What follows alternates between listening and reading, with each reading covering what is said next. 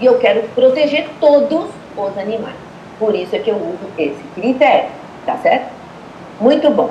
Agora, voltando para a pergunta da Sara, é super relevante, isso é uma outra conta que a gente precisa fazer, tanto na vida aquática, é feito também para a relação do peixe, quanto também para a questão de dessedentação de animais e também para a irrigação, vocês concordam? Porque se esse composto estiver na água e ele passar para a carne e a gente consumir, nós vamos ter que fazer essa avaliação do risco. Em geral, isso é mais preocupante para compostos menos solúveis em água, certo? Porque tem a tendência de ir para os tecidos e para as gorduras.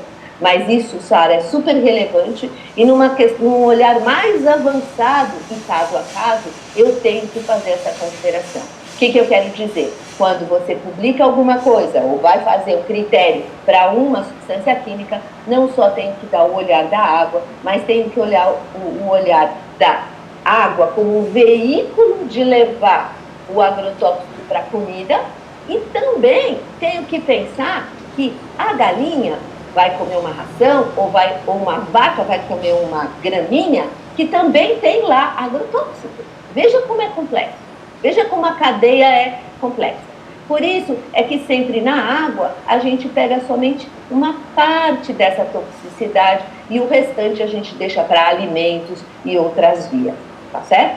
Mas a Sara já pode fazer pós-graduação, Sara, podemos já começar a pensar aí como é que a gente vai fazer essa conta também, levando em conta o alimento. E aí vou deixar vocês mais doidos ainda. Ah, professor, é fácil. Tá, é fácil. Quanto de carne de galinha você come? Você come esse metiocárdio, será que vai estar presente na moela da galinha? Será que vai estar só no músculo da galinha? Né? Eu como uma pele da galinha?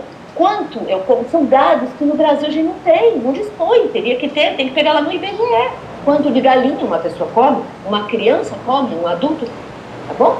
Espero que eu tenha dado a explicação suficiente e se vocês quiserem saber mais, ó, eu ponho sempre nosso livrinho aqui e depois eu vou dar vários links no final para vocês saberem um pouco mais sobre esse assunto, quem se interessar. Bom, então vamos passar agora para a resolução CONAMA, que é o que eu vim fazer aqui. Bom, tá. Uma informação que não sei se todos têm. A CONAMA 357 está em processo de revisão. Ela está aqui, Marcela, ó. Oi. Por gentileza, só coloca em tela cheia, por gentileza. Ô, meu bem. Tá. A resolução CONAMA, então, 357, não só ela, não sei se vocês sabem, a 420 está em revisão, a 357 está em revisão, bom, a 10.004 já está terminando a revisão, a ABNT, mas em CONAMA essas duas estão em revisão e bastante ativa lá em Brasília, já estão sendo formados grupos de trabalho, e é isso uma coisa muito interessante que Rosiane e eu queremos reativar aqui na ABS, aqui na CETESAN e na ABS, claro, esse grupo, nós podemos fazer grupos de trabalho e levar contribuições para a CONAMA 357. Então, eu vou falar um pouquinho, nós estamos então nessa fase aqui, ó, do grupo de trabalho, depois que consolida uma proposta, vai para a Câmara Técnica, depois para assuntos jurídicos, depois lá no plenário, onde a gente vai ter que votar, e aí a ABS tem, pelo que eu sei, a ABS tem assento, né? Eu não sei em relação a algum comitê, isso eu não sei, mas recursos hídricos também tem assento, e finalmente sai publicado. Então, é o momento, se a gente não gosta da revisão da CONAMA, ou acha que precisa melhorar, é o momento de fazer alguma coisa. Muito bom. Então, eu vou dizer o que é a CONAMA 357, tá? Vou dar um passeio por ela, tá? E para a gente entender por que ela não é uma portaria de potabilidade, não é a portaria de dessedentação de animais, não é a portaria de irrigação. A CONAMA 357 é uma outra coisa que utiliza, sim, valores máximos permitidos para o uso da água, mas o seu grande objetivo é muito diferente de uma portaria de potabilidade do Ministério da Saúde, que regulamenta a produção de água. É complexo, que ninguém produz água, não tem nada a ver com isso, tá certo? Muito bom. Então, por que eu coloquei esse slide? É muito antigo, porque lá quando eu comecei e participei da resolução CONAMA 20, que substituiu, né, foi substituída então pela 2005, vejam, essas eram as motivações, vejam uma das motivações que levou a gente a arrumar ou querer melhorar a CONAMA 20, adequação na época com a portaria 518. Portanto, qual a minha lógica? Nós já temos um caso aqui.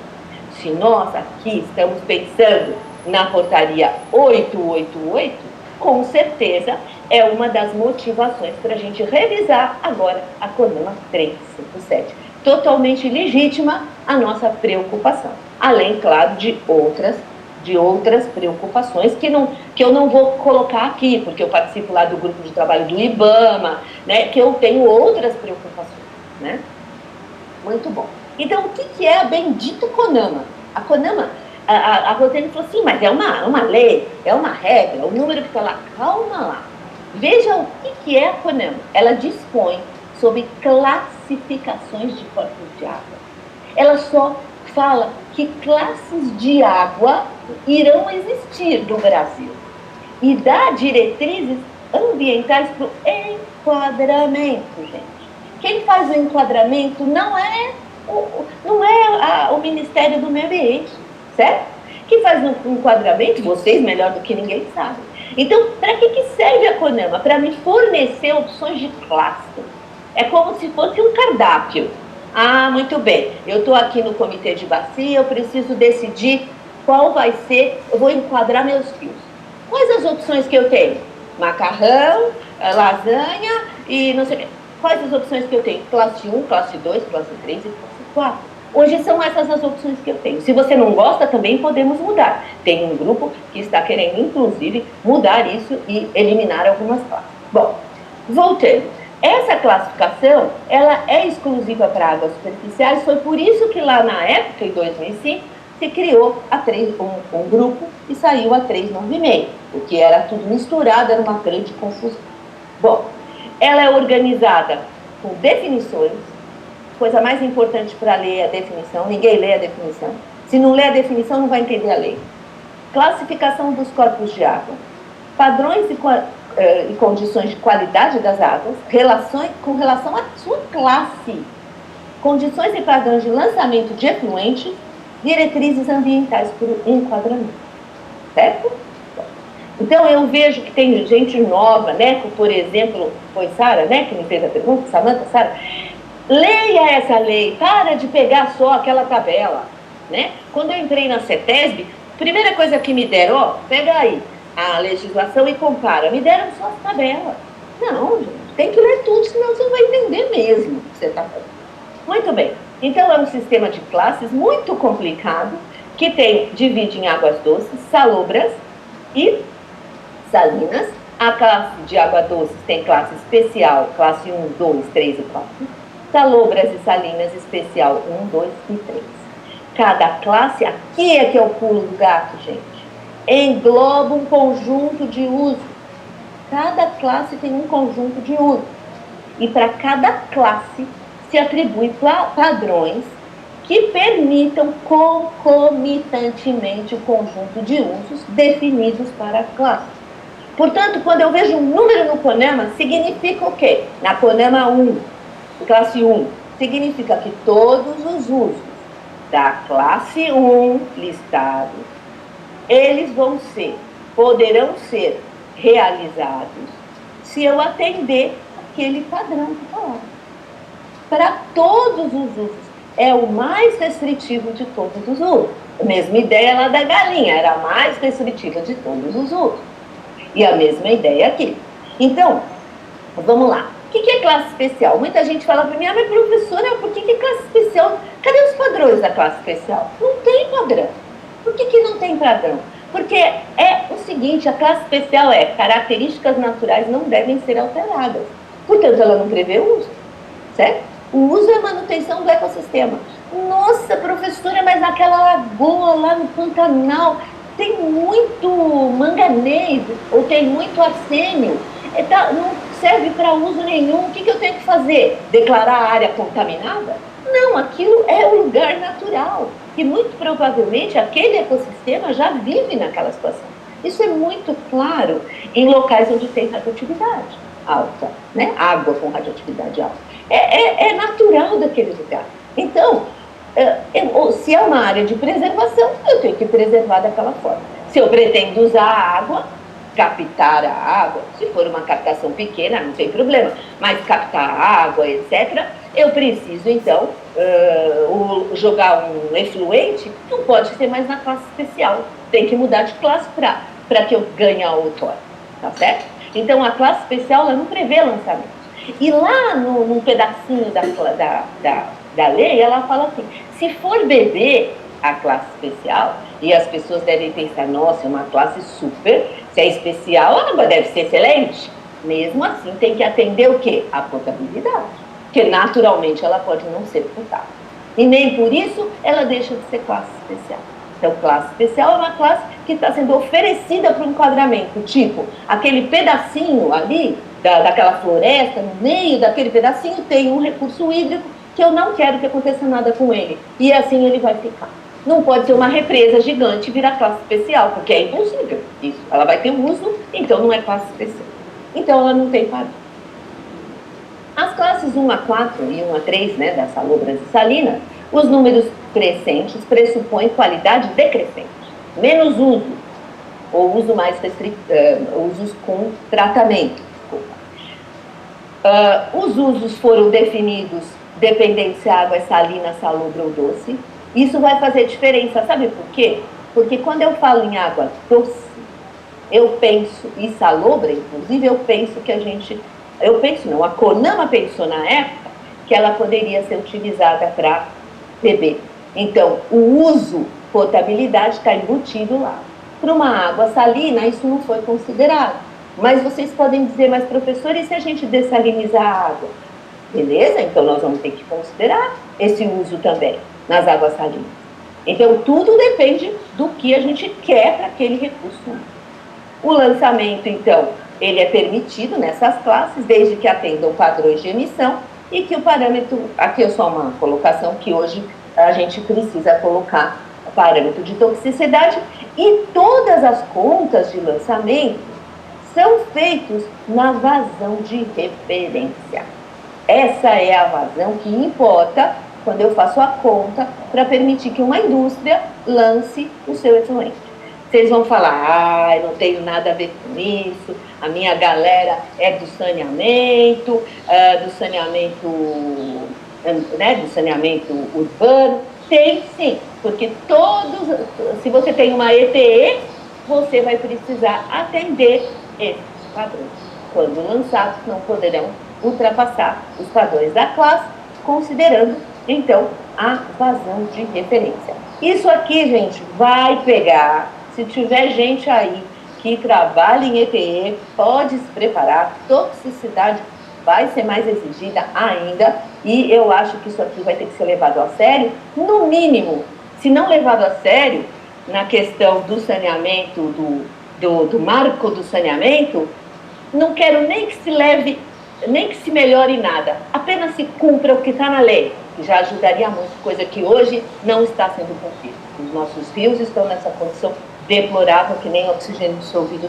Então, a gente não está cumprindo as regras do lançamento. Muito bom.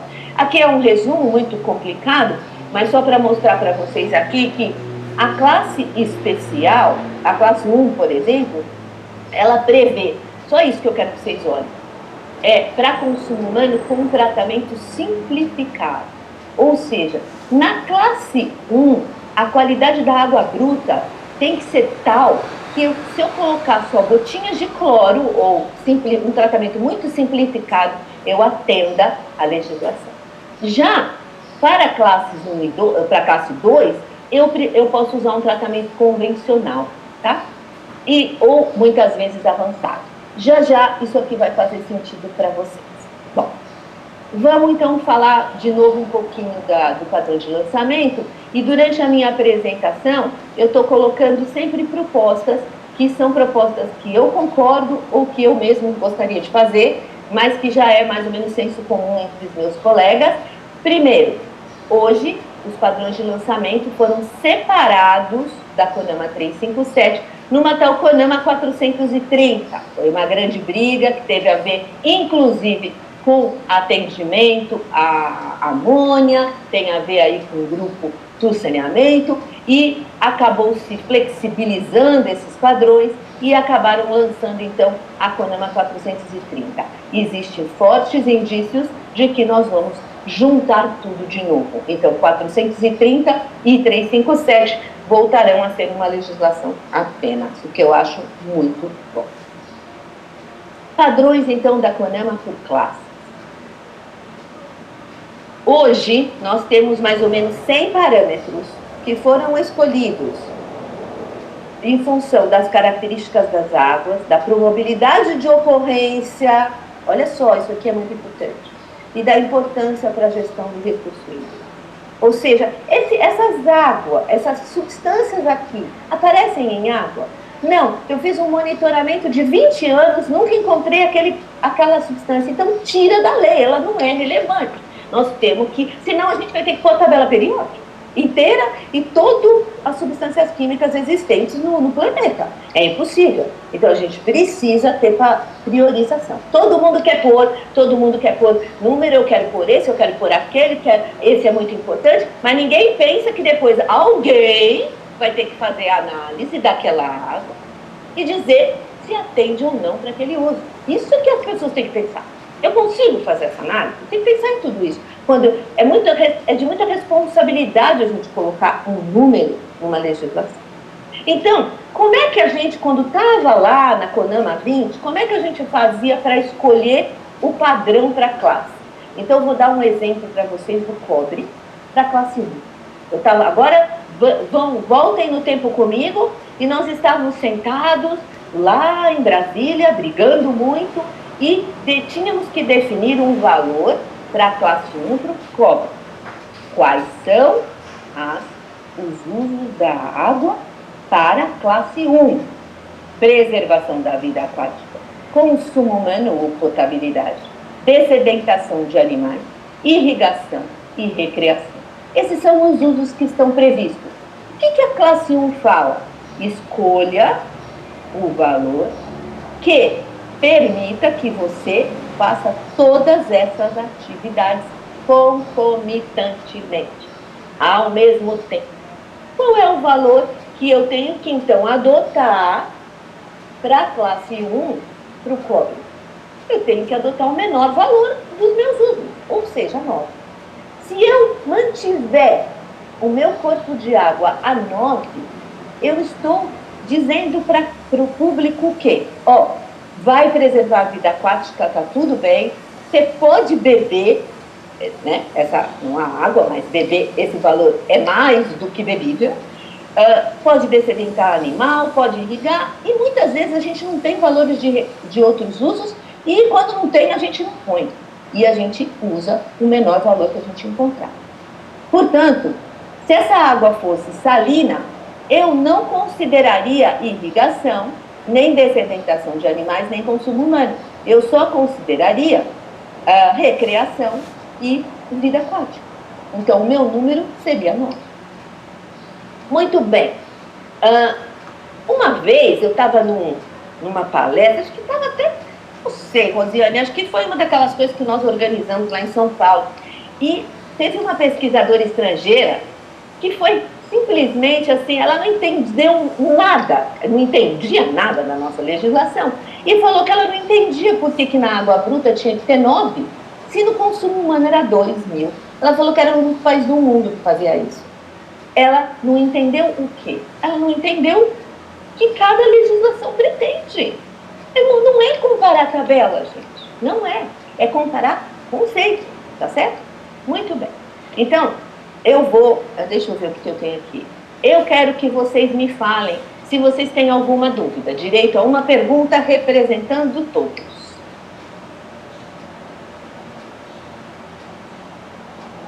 Alguém tem alguma pergunta? Gisela, só tem uma pergunta aqui para não ficar lá para trás, da Adriana. Ela perguntou sobre os resíduos de hormônios das pílulas anticoncepcionais presentes na água. O tratamento de água não os remove? Respondendo simplesmente, os tratamentos de água convencionais não removem a concentrações adequadas. Mas se você utilizar membranas filtrantes, nós temos dados que removem as concentrações adequadas. A diferença, né, do tratamento convencional e avançado. Aqui, quando eu dou aula, eu estava procurando a minha membrana, eu já vou lá dar aula de biologia para os meus alunos, e a Sanasa me presenteou com essa membraninha aqui, que eu amo de paixão, passo pela classe toda. Tem uma da Sanasa aqui, viu? Então, para mostrar que tem solução, entendeu? Ninguém aqui está falando coisas... essa professora é louca, fica falando nessas nanogramas, não sou louca, não. Tem como, tá? Tem como. Então, bora usar.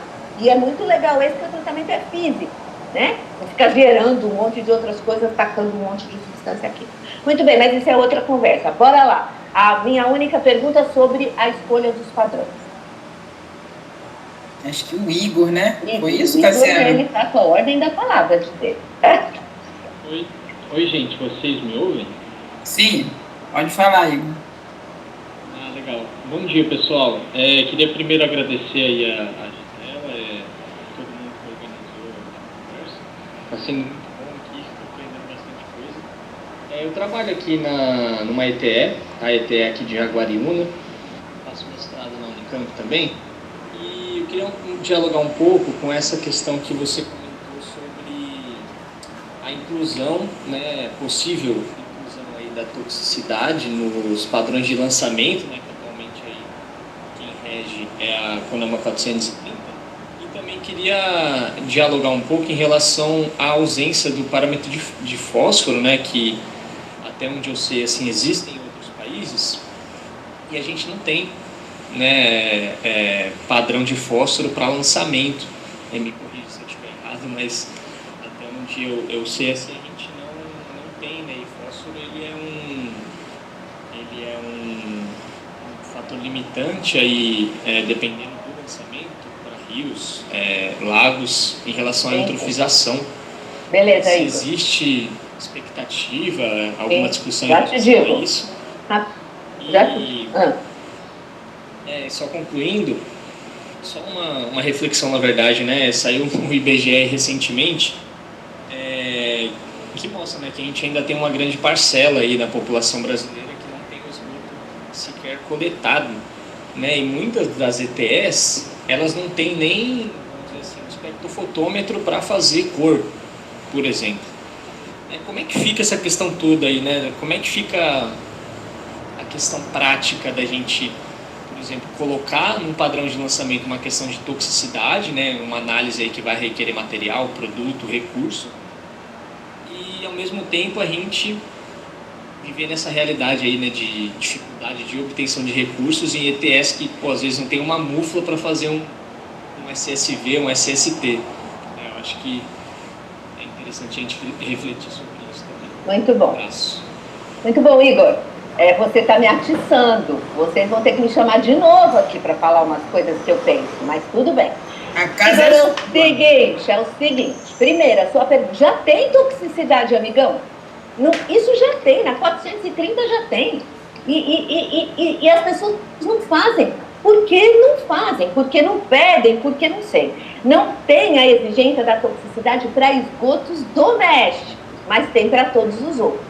Isto vai acabar. Eu tenho certeza que nessa revisão nós vamos ter, então pode ir preparando aí que você vai ter que lidar com a toxicidade. Vai lá no meu laboratório, da professora Cassiana, para aprender como é que faz. Então isso é uma realidade. Isso eu acho que é um senso comum. É só uma questão agora do porquê que o saneamento... Então essa é a resposta para a sua pergunta. Por que o saneamento conseguiu essa bendita 430, Igor? E conseguiu tirar o padrão de fósforo que nós tínhamos colocado com todo carinho lá na CONAMA 357 e o do nitrogênio. Por quê? Porque não quer evoluir. Me desculpa, Igor, não tem que trabalhar com a realidade. Nós estamos atrasados, eu não tenho culpa Eu não tenho culpa que o Brasil não fez o que tinha que ter feito. Essa professora aqui trabalhou 22 na CETESB, mais 15, são 37. Igor, fazem 37 anos que eu estou falando a mesma coisa. E você vem falar, como nós vamos resolver? Vai resolver como tem que resolver. Faz direito. Tem que pôr dinheiro, tem que contratar gente, tem que contratar os alunos que saem lá da faculdade, os meninos do saneamento que não têm emprego. Por que não tem emprego? Porque ninguém quer fazer o que tem que fazer, meu. Então, tem que mudar esse conceito. O marco do saneamento está aí, a oportunidade está aí. Eu não estou falando para fazer do dia para a noite, mas você acha que eu tenho que esperar 37 anos? Está errado. Tem algo errado nisso. Portanto, respondendo suas 3 perguntas, toxicidade já está lá, é bom começar a pensar nisso. Que vai ter sim fósforo, já tem propostas de fósforo e nitrogênio para o lançamento, e já tem no padrão de qualidade, portanto, qualquer pessoa pode aplicar quando quiser, só não aplica porque não quer. E que essa desculpa que não tem um espectrofotômetro, engraçado, né, Igor? Não tem espectrofotômetro na ETE. Vai na ETA. Por que na ETA tem? Se na ETA tem, a ETE também tem que ter. E se você quer ter uma água de qualidade, você começa pela ETE, porque a gente bebe esgoto e tratado, e é isso aí. Não vou continuar, porque senão eu não saio daqui, né? Vamos continuar? Muito obrigada pela pergunta, Igor. Vai lá na faculdade e a gente pode conversar, tá bom? Perguntas específicas, já vi que o Juvenal está fazendo uma pergunta muito específica. Vamos esperar para o final e também eu não quero sair do rumo aqui da minha apresentação, tá bom? Vamos lá. Então, mas eu respondo depois, nem que seja por e-mail, tá? Então, voltando aqui, onde é que eu tô? Então, agora que a gente já entendeu como que os valores foram escolhidos, dá uma olhada que interessante. Se você for lá na Conam e olhar o valor de cobre, ele reflete a proteção da vida aquática, mas lá não está escrito, você não sabe.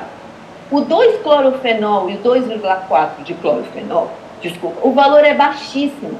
Os meus amigos pensam que é para proteger a vida aquática. Não é. É o valor organoléptico de saúde humana, que foi o valor mais restritivo. Estão entendendo? Eu estou mostrando ali, para cada substância, qual foi o vermelhinho, qual foi o escolhido.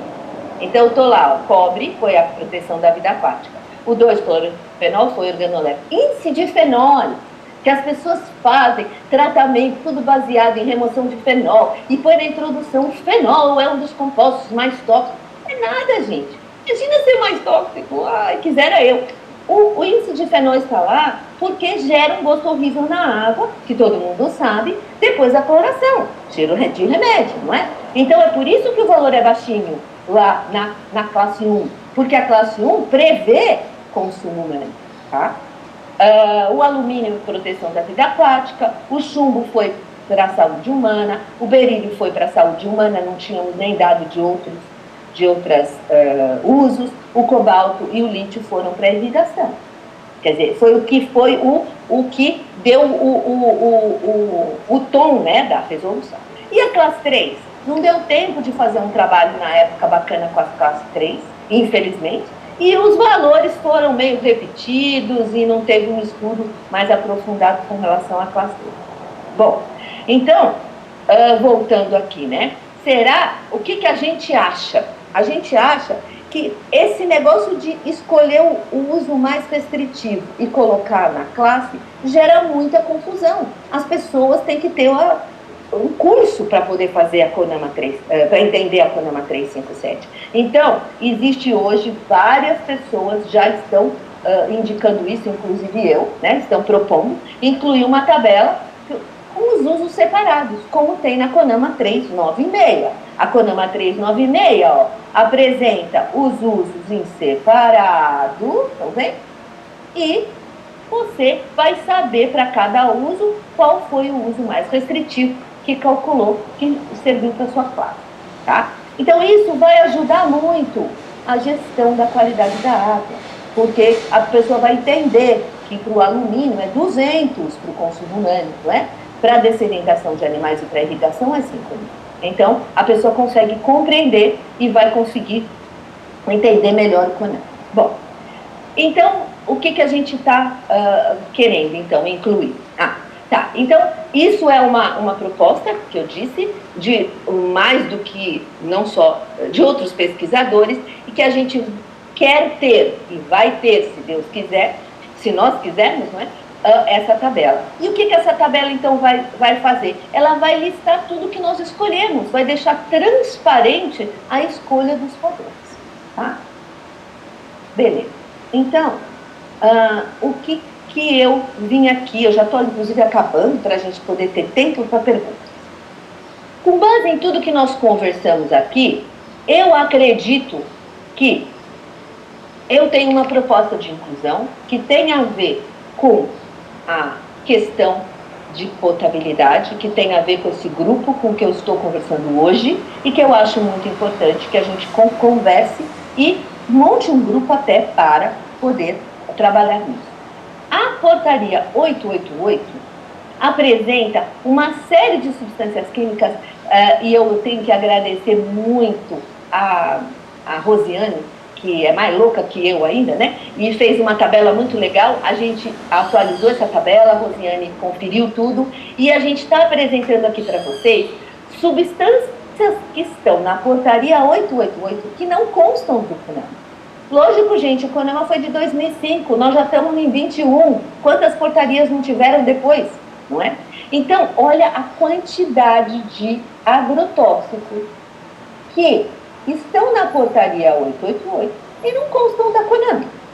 Ora, pessoal, vamos pensar comigo.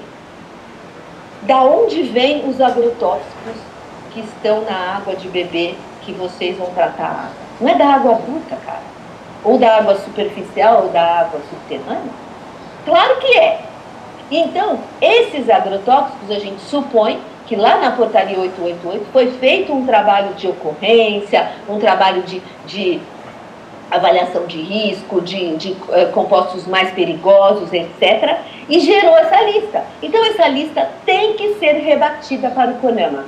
Tem que ser rebatida. Então, o meu grupo lá na Unicamp não, o meu grupo do LAEG, né, não é a Unicamp, mas somos nós aqui, que estamos propondo que todas essas substâncias, todas essas que eu listei são agrotóxicos, e essas duas não são agrotóxicos, mas são substâncias industriais, portanto a fonte delas para chegar na água de beber é a água bruta, então elas têm que estar listadas. E aí vocês vão falar assim, professora, que legal, concordo com a senhora, é lógico isso, não é? Vamos atualizar a CONAMA. E qual é o VNP da CONAMA?